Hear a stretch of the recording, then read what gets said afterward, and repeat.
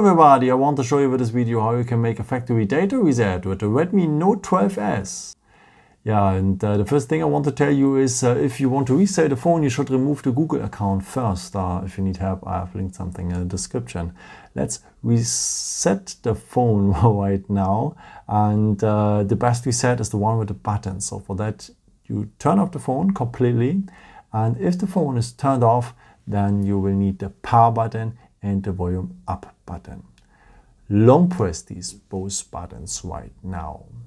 And at the moment you will see the Mi logo. Now leave the finger from the power button and just continue with the volume up button. And then you will enter a special menu. And here it is. So at this menu, the touch screen is disabled. So you cannot work with your finger, also with the fingerprint and so on, with the touch. You know what I mean. And you can only navigate with the buttons. So the power button is the one to confirm and the volume keys are the one to go up and down. Okay, let's go now to the point wipe data. Go one step below with the volume down button. Confirm now with the power button. Now the phone is asking if you're pretty sure. Yes, so just go back.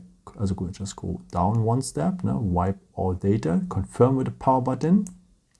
Now he's asking again if you're pretty sure what you're doing. Yes, we are. So we go down one step and confirm with the power button.